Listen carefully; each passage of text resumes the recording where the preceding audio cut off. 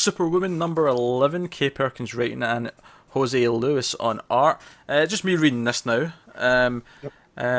I actually really enjoyed the last issue, and I enjoyed this one quite a bit as well. This is continuing on the idea of the hunt for Skyhook, who's the villain who kidnapped Natasha's younger brother. And we also have their actual father, Clay, out like hunting for Skyhook as well. Like he's out of prison, he's hunting for them, and that's the whole thing that's going on. The two main things that really stuck out to me in this issue is we start with a flashback to the night that Zeke was kidnapped, and like Lana and Steele were babysitting that night, and there's a scene where Lana comes into the room and she's like, and he's Zeke's all worried because he's like, oh, there's monsters in my room, and she's like, oh, there's no such thing as monsters, and even if there is, superheroes will beat them up for you. It's fine, and she lets him go. But as she leaves the room, one of my favorite pages of the book is you actually see the closet door sort of hanging open, and it's just all black, but you just see these two yellow eyes. Like it is proper, like kind of childhood creepy kind of monster in the closet. But it looked really cool. So that sets up all that, and we've still got Atomic Skull working for Maggie Sawyer. And he's got a fun little running joke because he basically finds the possible location of Skyhook, which Lana kind of overhears intentionally because she's trying to figure out where to go look. But he has this fun running joke where he wants a gold star.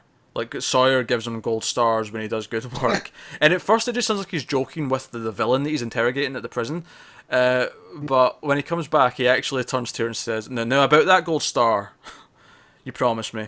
No, I'm digging him being a supporting cast member. Same with Sawyer. Actually, I'm liking how they've built up some of her main characters.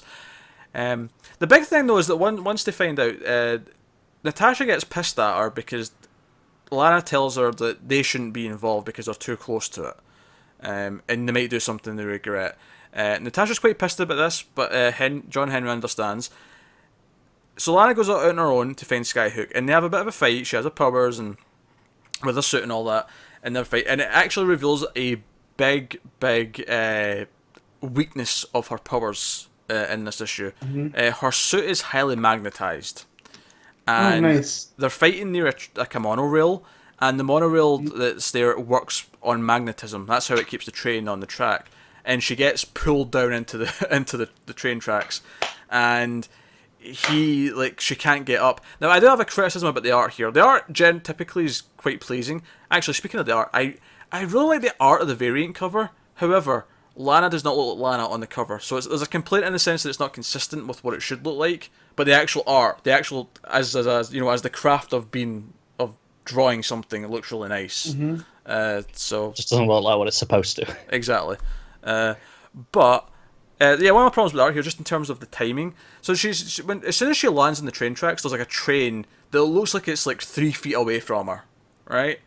But the next couple of panels still keep playing it as if it's just still coming towards her, and I'm like, how slow is this train moving?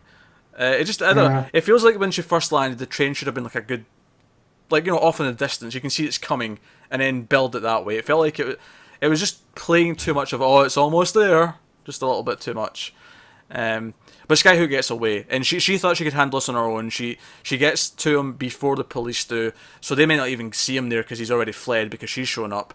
And she didn't bring Steele with her or Natasha, and as a result, she might have screwed this up by thinking she can take care of it herself. So we end here in this awkward place where she's kind of let him get away, and she's lost the fight, which puts us in a dark place. I'm liking this story though because it's kind of setting up. It's because it's something that's so personal to Natasha and John Henry, and her father, and it's set. It's building that extended family a little bit.